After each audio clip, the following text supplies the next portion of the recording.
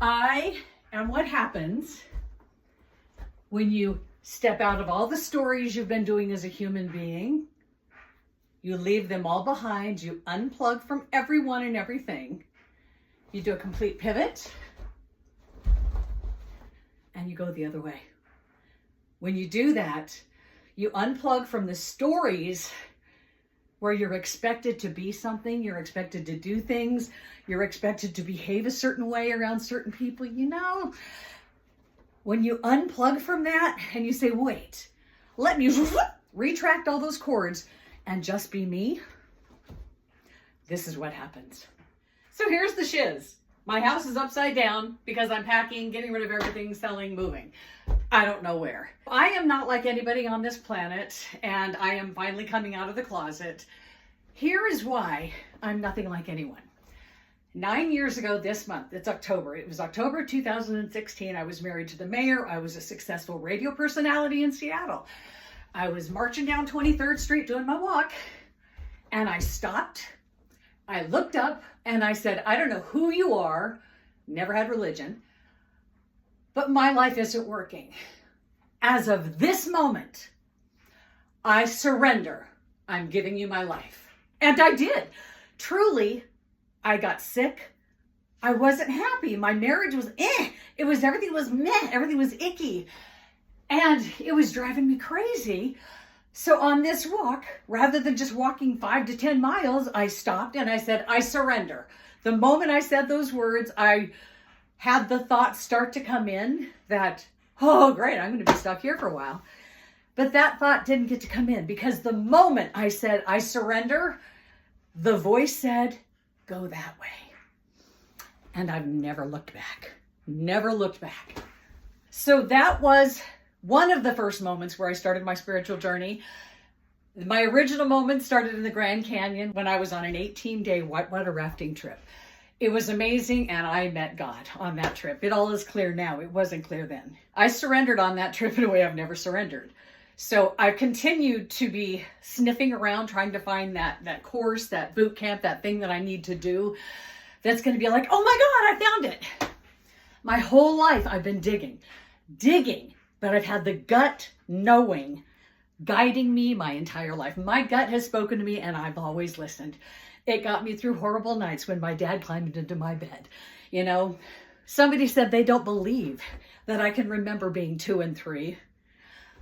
With my life, you remember Dad putting you in the bathtub with Ricky, and I refused to take off my bathing suit because he was naked and it was icky. Ricky was icky, but my dad was enjoying it. This is the same dad that when I was walking around the corner to go to Ricky's house, he told me to get home, and I knew I was going to be beaten within every inch of my life, but I knew I had to go home because I was 2.5. What do you do? I got home and there was the beating. These are markers that you remember. I remember my sister running through the backyard, stepping on a nail and having been taken to the emergency room. I remember being 2 and 3 because they were horrible years. So yes, I do remember way too much of my childhood, but I don't have any of it in my pockets anymore. It's all gone. So what I did that day when I surrendered, I looked up and said, I give you my life. I stood there and it said, go that way. That was 9 years ago. And this is huge. I did what you guys can't do. And I thought we would all do this because I discovered the spiritual path. I'm leaning down because my phone's down here. When I found it, I pivoted to it. It felt good. I was completely in alignment for the first time. My vibration is through the roof right now. I'm literally just, I'm on fire. I'm just ignited. So that day on 23rd, I surrendered. I said, I give you my life. And I did. And what I did, what I now know happens, is this is my skin bag that I entered when I came to Earth to be human. I am all around this skin bag, but I had to be in this bag to operate for you guys, to see me, communicate with me. What this process has done, when I found that spiritual path and I pivoted, I never looked back. I never looked back. I was in silence every day, waiting for nuggets. The nuggets came one at a time, and I would do nothing in between nuggets. I would stand and I would be so frustrated. But I would get messages from friends saying, wow, I just got a message from the sky saying you need to be okay with just being. And I would know just to be okay with it. We all work together on this, guys. We are separate by body only, but we are one. We are one. So I have discovered the new world. In the receiving of the bridge, which started on September 7th, ended on October 7th, a year later, after my life had been transformed. I had to go through hell. I've learned things you cannot comprehend. It's all in the book that's 1,500 pages long. So the book is done. It's parked. I'm not even looking back. I'm relocating. I don't know where. But what I did and what is all in the book was when I found the journey and it said, go here. I went there and I would do that thing. And then it would say, oh, go there. Like move to Olympia. I left my family while my daughter was off to college. My husband was the mayor. He was working 40 hours a day. And so I moved to Olympia to be close to the radio station. He thought I left him. I'm like, no, I was told just to go be close to the station. Everything was magical. During that time, I was told, go to Michael's and buy paint and canvas. This was in October of 2019. I did. I went to Michael's. I put all this stuff on my table. And I'm like, now what do I do? Bing, my phone, Candace in Texas, said, look what my mom is doing now. And I became an artist. Here's a repurposed one. And then I moved back to the family home. My daughter was there. All the animals were there. We lived there. 2 days later, Puyallup was in lockdown. I became an artist. And all I did during the lockdown was paint. So my life has been magical. When you follow your guidance, you're brought to the paint, and then you have something to do during a pandemic. And now my stuff was selling in a gallery in Florence, but she's closed. Everything is magical. So when I pivoted and I went to this path, I followed being in alignment. Like the chakras are in alignment. When you're all in, you're in your lane. Everything is firing so much like boom, boom. It's just when you're in alignment, when you're listening to you and you're only taking that one step at a time, boom, boom. It's like mind blown, mind blown, mind blown constantly. So 9 years ago, when I had a huge aha moment on the street, I turned, I was all in.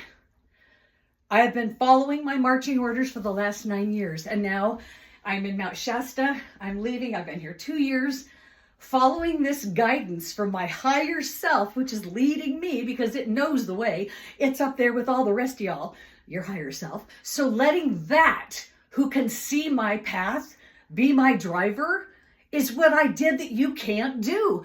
You won't leave your partner. You won't leave your friends. You won't leave your dog. You won't leave the house. You have to stay plugged in. I unplugged from everything and everyone. Everyone. There's no one in my life at this time but Danny in Newport and Shashi who has the cats. So I pivoted. I went to it. And I've written quite a few books explaining this journey. Becoming Immaculate. This was the first book I published when I moved here. That is Mount Shasta. It's all Mount Shasta. I wrote it here. I wrote it to my sister, who I no longer have, but it explains how I shut up on the street in Puyallup and I went in and I was like, okay, and I left everything. I left everyone. And by doing so, I have no money.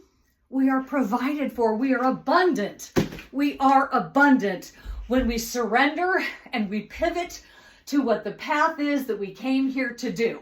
No longer is there somebody back there saying, you can't do that. Or if you do that, you're going to make me feel this way. Or if you do that, I'm going to do this. There's no one in my life that I'm plugged into. My phone doesn't ring. I say, go to voicemail. I have no humans in my life. By doing that, I unplugged from every living thing and being. Even bill pay has to be. Because if I had to pay bills, I'd have to be plugged into something. I have not come out as a published author because I've had to stay silent to receive the bridge. The bridge is the book that's going to change the planet. And then Man is Ruining His Own Nest. This came through me in 2.5 weeks. It brought my going to Maui right before the fires. I was there for the fires 7 months earlier. And then I went on a cruise to show humans did the right thing in Maui and otherwise we don't. So that book, this book is the prequel to the bridge, explaining that you are in this, what they call it, an illusion, and it's hard to understand the words people use, but it's not real. When you were born, you had a path and a plan, but But you came into a world where we believe money and family clusters and staying together in little hurdles is what the way is, and you become further and further from the truth. Nobody has God. You've all left God at the altar somewhere. God is not something you do on Sunday when you're sitting there with your friends and family gossiping. God is something you do with no one, alone and no phone, and you go to silence and you say, how am I doing? Because you're going to get a check-in, I guarantee it.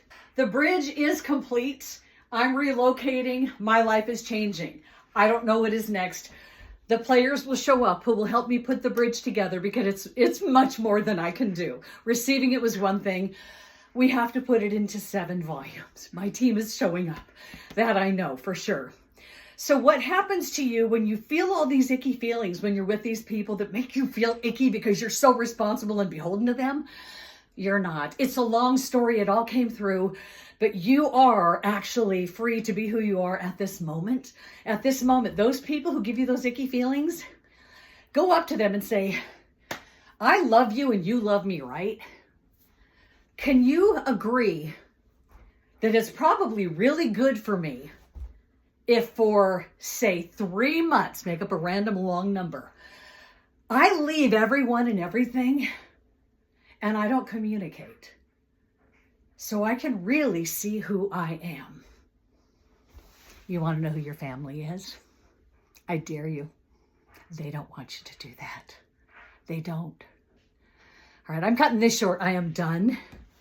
But I'm coming out and I will be speaking. And when you feel me in your presence, it's so wild because I'm little. I feel like Sasquatch because my energy is magnificent because I no longer have the middleman, the ego, the thing telling me why I should be limited. I live from the other side of the bridge where you are going to go. You get to be these praying hands, you, why you came here, and your ultimate potential, what I am right now, get to marry and be who you are.